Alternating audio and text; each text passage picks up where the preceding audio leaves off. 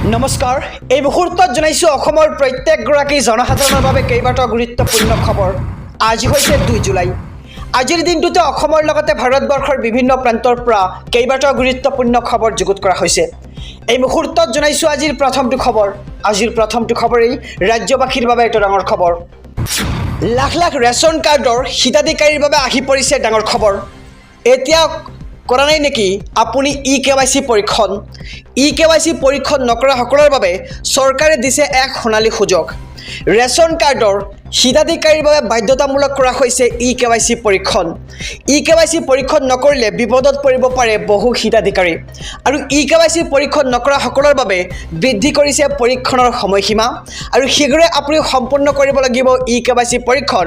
যদিহে আপুনি ই-KYC পৰীক্ষণ নকৰে তেন্তে আপুনি লাভ নকৰিব ৰেচনৰ সামগ্ৰী। ইয়াৰ লগতে খাদ্য ৰাজহুৱা বিতৰণ আৰু গ্ৰাহক পৰিক্ৰমা বিভাগৰ বিশেষ জাননী। আৰু 7 জুলাই পৰ্যন্ত আপুনি কৰিব পাৰিব ই-KYC পৰীক্ষণ। আৰু বহু লোকে এতিয়াও ই-KYC পৰীক্ষণ নকৰাৰ বাবে বৃদ্ধি কৰিছে অন্তিম সময়সীমা ৰাজ্য চৰকাৰে।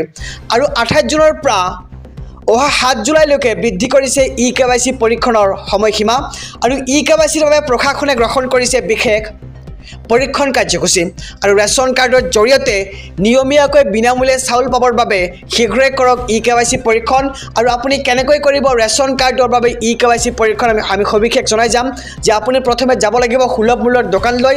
আৰু সুলভ মূল্যৰ দোকানীজনীক আপুনি ক'ব লাগিব যে মোৰ ই-KYC সম্পূৰ্ণ কৰিব লাগিব।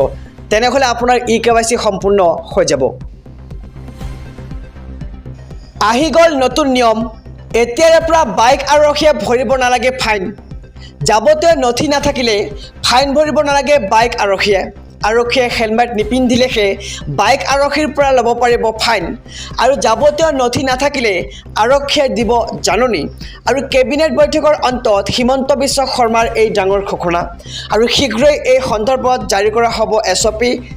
লগতে অটো ৰিক্সা, ৰিক্সা, ই ৰিক্সাৰ ক্ষেত্ৰতো আহি গ'ল নতুন নিয়ম।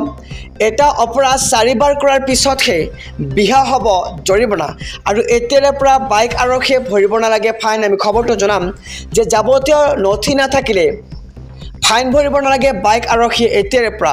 আৰু আৰক্ষীয়ে কেৱল হেলমেট নিপিন্ধিলেহে বাইক আৰক্ষীৰ পৰা ল'ব পাৰিব ফাইন। আৰু যাৱতীয় নথি নাথাকিলে আৰক্ষীয়ে দিব আগতে জাননী। আৰু কেবিনেট বৈঠকৰ অন্তত মুখ্যমন্ত্ৰী ডক্টৰ হিমন্ত বিশ্ব শৰ্মাৰ এই ডাঙৰ ঘোষণা। আৰু শীঘ্ৰে এই সন্দৰ্ভত জাৰি কৰা হ'ব নতুন SOP। ৰাজ্যৰ প্ৰান্তে প্ৰান্তে প্ৰচণ্ড বৰষুণ। উফন্দি উঠিছে ৰাজ্যৰ নৈ উপনৈসমূহ। প্ৰান্তে প্ৰান্তে বানে লৈছে সংসাৰী ৰূপ। নেৰানেপেৰা বৰষুণৰ বাবে উভালি পৰিছে প্ৰকাণ্ড প্ৰকাণ্ড গছসমূহ। আৰু আগন্তুক 4 জুলাই পৰ্যন্ত ৰাজ্যৰ সকলো জিলাতে জাৰি কৰা হৈছে এলাৰ্ট।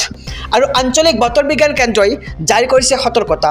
আৰু ৰাজ্যৰ 2 জিলাত ৰেড, 7খন জিলাত অৰেঞ্জ আৰু 20খন জিলাত য়েলো এলাৰ্ট জাৰি কৰিছে আঞ্চলিক বতৰ বিজ্ঞান কেন্দ্ৰই। আৰু কোন কোন জিলাত ৰেড, অৰেঞ্জ আৰু য়েলো এলাৰ্ট জাৰি কৰা হৈছে আমি সবিশেষ জনাই যাম যে আজিৰ দিনটোত ৰাজ্যৰ কাৰ্বি আংলং, নলবাৰী জিলাত ৰেড এলাৰ্ট জাৰি কৰা হৈছে।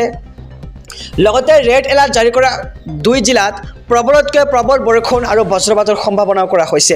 আৰু ধুবুৰী, গোৱালপাৰা, বঙাইগাঁও, ডিমা হাছাও জিলাত জাৰি কৰা হৈছে অৰেঞ্জ এলাৰ্ট। আৰু অৰেঞ্জ এলাৰ্ট জাৰি বিশ্বনাথ, গোলাঘাট, তিনিচুকীয়া জিলাতো। আৰু কৰিমগঞ্জ, কাছাৰ, হাইলাকান্দি, ডিব্ৰুগড়, চৰাইদেউ, শিৱসাগৰ জিলাতো জাৰি কৰা হৈছে য়েল্লো এলাৰ্ট।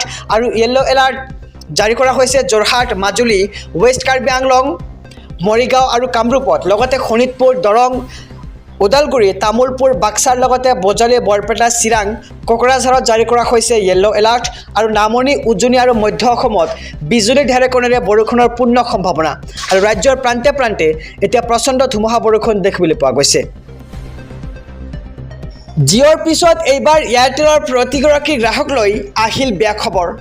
জিঅ'ৰ পিছতে এয়াৰটেলে বৃদ্ধি কৰিলে ৰিচাৰ্জৰ দাম। এয়াৰটেলৰ গ্ৰাহকৰ ওপৰত পৰিল পুনৰ মাধমাৰ। জিঅ'ৰ সমান্তৰালকৈ এয়াৰটেলে বৃদ্ধি কৰিলে সকলো প্লেনৰ নিৰিখ। আৰু এয়াৰটেলৰ গ্ৰাহকসকলে ৰিচাৰ্জৰ বাবে সাজু হওক অধিক দাম ভৰিবলৈ। এয়াৰটেলৰ প্ৰতিটো প্লেনৰ নিৰিখ 10ৰ পৰা 21% বৃদ্ধি কৰা হৈছে। প্ৰিপেইড আৰু পষ্টপেইড উভয় ৰিচাৰ্জৰ ক্ষেত্ৰতে বৃদ্ধি পাব দাম আৰু অহা 3 জুলাইৰ পৰাই অধিক ব্যয়বহুল হৈ পৰিব এয়াৰটেল ৰিচাৰ্জৰ দাম আৰু